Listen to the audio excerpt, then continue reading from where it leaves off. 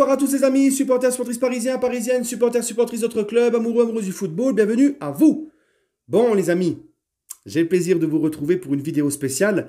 J'aimerais parler des mondialistes du PSG, puisque là les listes sont tombées, on sait qui va y aller, on sait qui ne va pas y aller.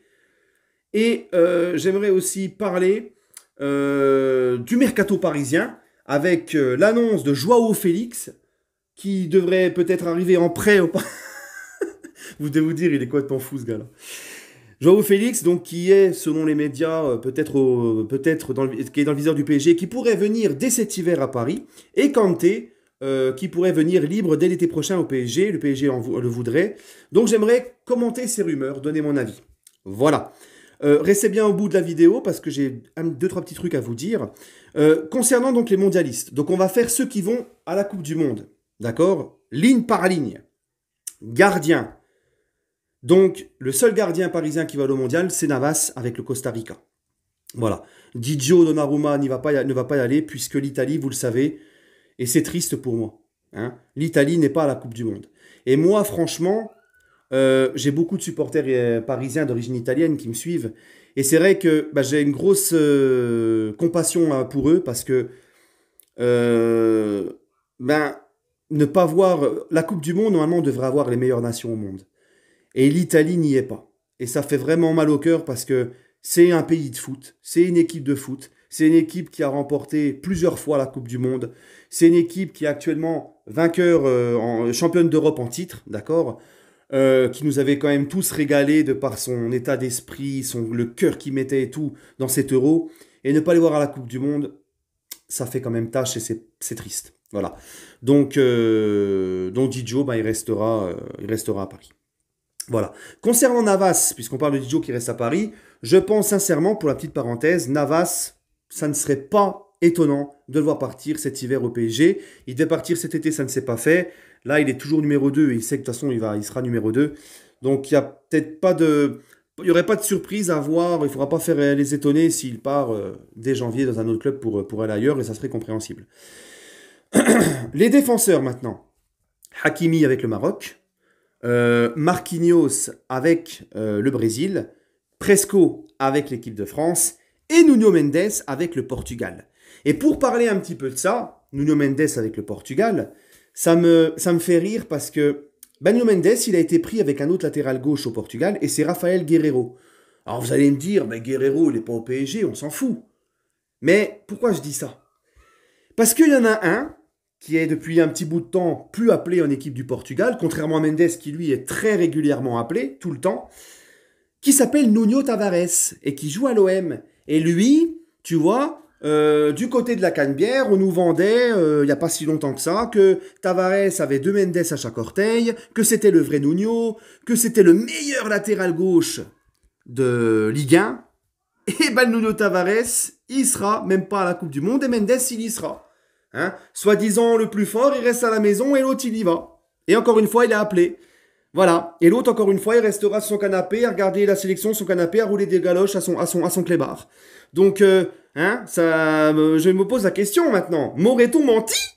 Hein? Du côté de la Canebière? Hein? J'allais dire la Colombière. Non, la Colombière, c'est pas loin de chez moi. Non, mais franchement, bref. Allez, c'était la petite parenthèse. Maintenant, du côté des milieux, Vitinha et Danilo, qui eux aussi vont aller en sélection du Portugal. Verratti qui devait y aller, lui aussi, l'Italie n'y va pas.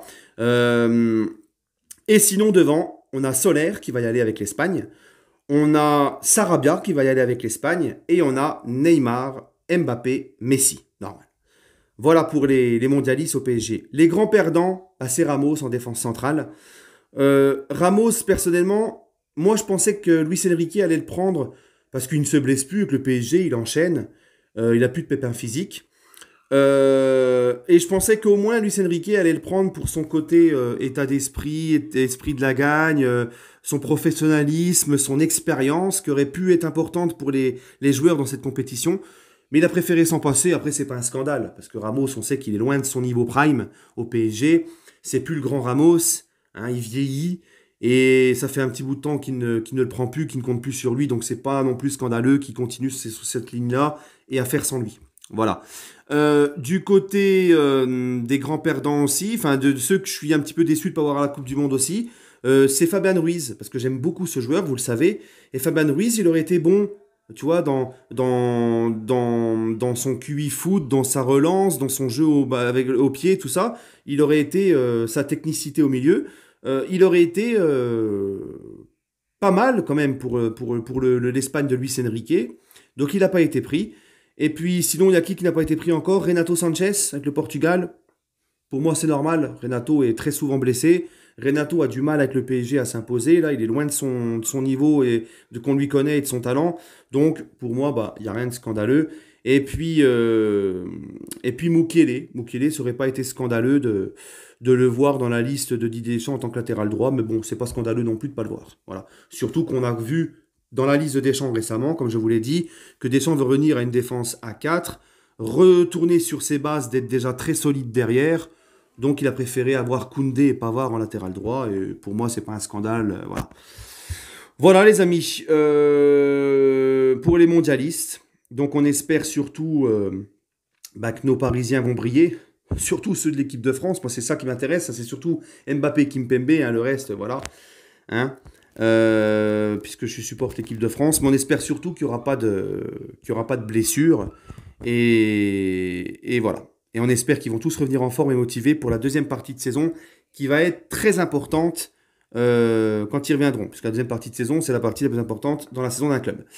Voilà les amis. Sinon, concernant les rumeurs transferts, Joao Félix donc, pourrait rebondir au PSG. Alors l'Atlético demanderait 100 millions d'euros pour Joao Félix, qui est complètement cramé là-bas. Hein. Je pense que, vu le profil de joueur que c'est Joao Félix, le jeu de Simeone, ça lui convient vraiment pas. Tu le relances dans une équipe qui tourne bien collectivement, qui propose de belles choses avec des joueurs techniques, ça serait quand même autre chose. Donc, moi, Joao Félix, en fait, j'aime beaucoup ce joueur. J'aime beaucoup ce mec-là. Le problème, c'est que Joao Félix, c'est un petit peu comme Ousmane Dembélé quand on était dessus. Tant qu'il y a Messi, Neymar et Mbappé, en fait, je me pose la question, il joue où et quand Joao Félix? Parce que Joao Félix, en fait, je me dis, il est placardé à l'Atlético, il joue quasiment pas. S'il vient à Paris, c'est pas pour être sur le banc et raconter des blagues à Ekitike et Sarabia sur le banc. Tu vois, c'est pour jouer. Mais le problème, c'est que tu as Messi, Neymar, Mbappé. Donc il joue où et quand, Joao Félix? Tu vois, je pense pas qu'il va venir pour la rotation.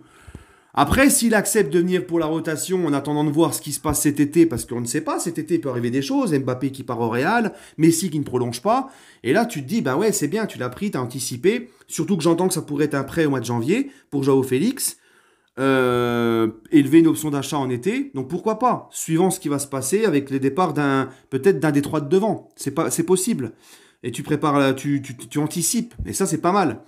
Mais là, le problème, c'est que là, on ne sait pas. On ne sait pas qui va partir, qui va rester, on ne sait pas maintenant. Donc voilà, parce que si tu prends Joao Félix et que l'année prochaine, les trois de devant, ils restent, ça va être compliqué pour lui trouver beaucoup de temps de jeu et que ça soit un titulaire, quoi. Tu vois? Mais bon, après, tu te dis aussi, c'est mieux de l'avoir quand même chez nous, même si c'est pour la rotation, que de le voir chez un autre concurrent comme le Barça, le Real ou Liverpool, tu vois? Parce que c'est quelqu'un qui est très courtisé. Voilà. Maintenant, concernant N'Golo Kanté, les amis. N'Golo Kanté, moi, c'est un joueur que je surkiffe. Moi, ce mec-là, N'Golo, c'est... Qui n'aime pas ce joueur, en fait, hein? Le joueur, son état d'esprit, son humilité... En fait, c'est un tout, Kanté. C'est le joueur qu'il est, les performances qu'il a depuis des années, et aussi l'homme. Hein? C'est un gars qui fait l'unanimité chez tout le monde, même au niveau de son état d'esprit, de son comportement en dehors des terrains, sur et en dehors des terrains.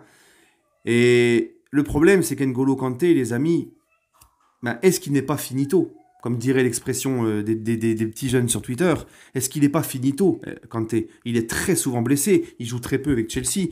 Donc le prendre libre, ok, mais dans quel état physique? Si c'est pour qu'il aille H24 à l'infirmerie... masser Renato Sanchez, les deux se masser mutuellement, se tenir compagnie, non, c'est pour moi, voilà. J'aurais préféré le voir venir un peu plus tôt au Paris Saint-Germain. Mais bon, si ça va mieux physiquement, tu peux prendre gratuit, là oui. Après, N'Golo Kanté, j'ai de gros doutes sur le fait qu'ils veulent venir à Paris pour l'entourage, pour plein de choses, ça m'étonnerait. Mais bon, Bref. Moi, tant que physiquement, il continue la dégringolade et il continue pépin physique, je vois pas l'intérêt de le prendre. Voilà les amis. Sinon, ce que je voulais vous dire, c'est que je suis désolé pour tous ceux qui ont suivi mon live Twitch hier, puisque j'ai oublié d'activer la rediffusion du live. Donc le live, il a été live, il était en live, le live, hein, live is live. Mais malheureusement, il n'y a pas eu la rediff. Voilà, donc je m'excuse. C'était ma première sur Twitch. Hein. Laisse-moi comprendre le truc, laisse-moi maîtriser, tu vois. Et je refais un live dimanche, les amis. Dimanche, je refais un live sur Twitch à 19h, 20h. Voilà, donc vous inquiétez pas, je vous mets mon lien de mon Twitch juste en dessous, d'accord. Concernant donc ce week-end, donc il y aura aussi dimanche juste avant le débrief à chaud de PSG Auxerre, et il y aura demain l'avant-match de PSG Auxerre. Voilà, donc là tout le week-end on est bien.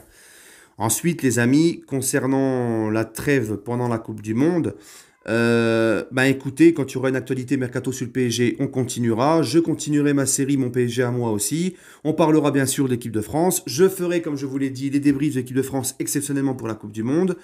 Avec les avant-matchs aussi, je pense. Donc voilà les amis, il y aura quand même un bon programme. Et même pendant la Coupe du Monde, il y aura des choses à dire sur le PSG. Il y a toujours de l'actualité au PSG. Allez les amis, écoutez, prenez soin de vous. Et à demain pour l'avant-match PSG Auxerre. Et allez Paris.